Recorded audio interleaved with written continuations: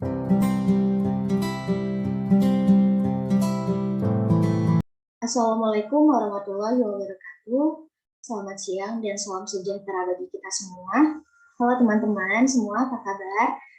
Perkenalkan, saya Ayuni Hartati, saya mahasiswi S1 Kebidanan dari Universitas Malatehan. Pada kesempatan kali ini, saya akan mempresentasikan tentang telaah kasus kebutuhan khusus pada permasalahan fisik, yaitu kekerasan seksual pada penyandang disabilitas. Teman-teman tahu nggak sih berkebutuhan khusus itu apa?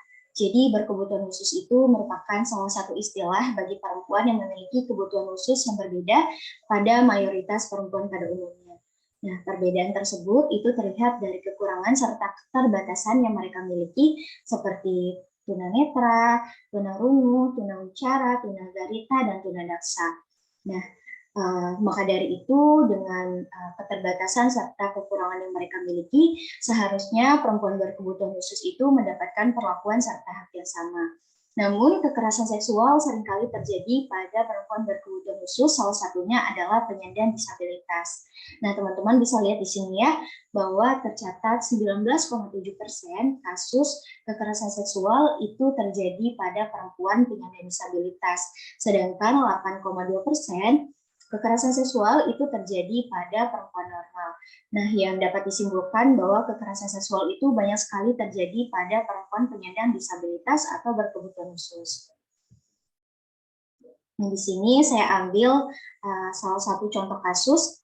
Seorang perempuan berusia 30 tahun, penyandang disabilitas intelektual dan daksa, di Sumatera Selatan mengalami kekerasan seksual oleh tetangganya. Awalnya ibu korban curiga karena perut putrinya yang kian membesar. Bidan yang bertugas di daerah kediaman korban telah melakukan pemeriksaan dan korban dinyatakan telah hamil 6 bulan. Berdasarkan data wawancara, korban mengaku bahwa kekerasan seksual yang dialami terjadi selama beberapa kali. Dari pernyataan korban, selama 2 tahun terakhir, korban mengalami kesulitan berjalan karena patah kaki. Peristiwa kekerasan seksual itu terjadi di rumah korban saat ibu korban tengah bekerja di kebun. Beberapa bukti dan saksi telah dikumpulkan untuk menindaklanjuti kasus tersebut. Kira-kira apa sih faktor risiko dan juga dampaknya? Dan penyebab yang pertama, karena kurangnya perhatian dari keluarga. Kurangnya perhatian dari keluarga akan kondisi dan keterbatasan yang dimiliki oleh korban itu merupakan salah satu penyebab dari kekerasan seksual pada penyandang disabilitas. Kemudian keterbatasan fisik penyandang disabilitas itu sering dijadikan celah mudah bagi pelaku untuk melakukan tindak kejahatan, di mana dengan keterbatasan fisik yang dimiliki, maka korban itu tidak mampu dalam melakukan perlawanan. Kemudian yang ketiga, lingkungan dan budaya patriarki. Nah, budaya patriarki ini adalah sekelompok masyarakat yang menganggap bahwa laki-laki itu sebagai pemegang kekuasaan tertinggi, sedangkan perempuan itu dianggap sebagai kaum yang lemah dan juga tidak berdaya. Kemudian rendahnya pendidikan, pengetahuan tentang cash flow, serta kurangnya pengetahuan tentang agama. Nah, ini juga merupakan salah satu yang mempengaruhi seseorang dalam melakukan sesuatu yang baik atau yang salah, kemudian mempertimbangkan resiko dari perbuatannya. Kemudian rendahnya etika dan moral. Nah, rendahnya etika dan moral itu seperti pelaku yang sudah tidak menghargai sesama, tidak menghormati sesama, sehingga muncullah pikiran bahwa pelaku dapat melakukan tindakan asusila. Kemudian apa saja sih dampaknya? Dampak yang pertama yaitu menimbulkan rasa malu, menarik diri dari lingkungan sosial, kemudian trauma menjalin hubungan baru dengan orang yang baru, kemudian timbulnya luka di bagian tubuh korban seperti memar dan juga lebam. Nah, luka-luka ini biasanya terdapat pada wajah, kemudian pada tangan maupun organ vital akibat pukulan. Kemudian mendapatkan stigma negatif dari masyarakat, kehamilan yang tidak diinginkan, dan IMS. Kemudian di sini ada dampak yang berkepanjangan, yaitu seperti trauma berkepanjangan dan juga depresi.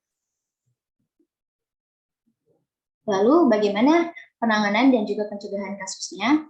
Sebelum kita melakukan penanganan, ada baiknya pendamping dan juga tenaga kesehatan itu dapat melakukan komunikasi yang baik kepada korban penyandang disabilitas. Yang pertama, kita melakukan pendekatan komunikasi dengan memahami kondisi korban.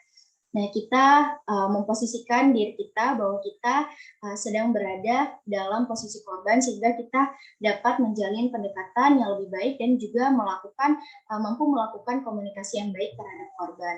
Kemudian yang kedua, melakukan pendekatan terhadap keluarga.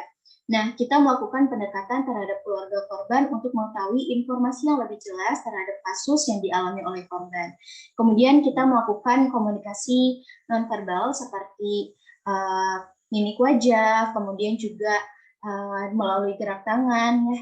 Kemudian yang keempat, kita melakukan konseling, pelayanan kesehatan ibu hamil, persalinan, maupun nifas sampai bayi baru lahir.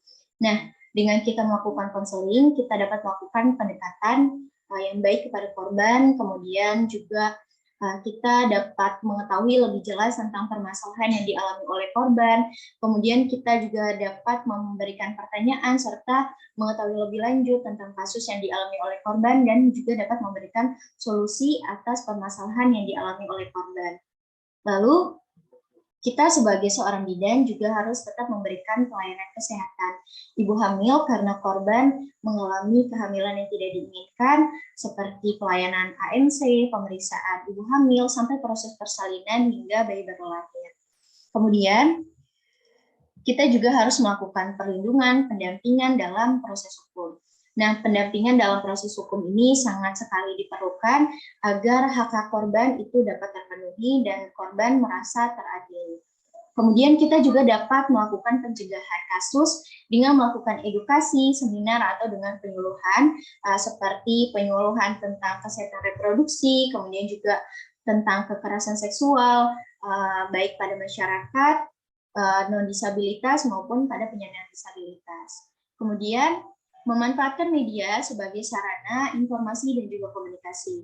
Nah, kita bisa memanfaatkan media seperti Instagram, Twitter, Facebook, YouTube, dan juga lainnya untuk melakukan edukasi seperti membuat konten-konten edukasi, seperti video edukasi, dan lain-lain, sehingga kita dapat memperluas dan meningkatkan pengetahuan masyarakat, khususnya bagi masyarakat non-disabilitas maupun penyandang disabilitas tentang kekerasan seksual dan juga kesehatan reproduksi. Baik, mungkin itu saja yang dapat saya presentasikan. Kurang dan lebihnya mohon maaf. Terima kasih. Wassalamualaikum warahmatullahi wabarakatuh.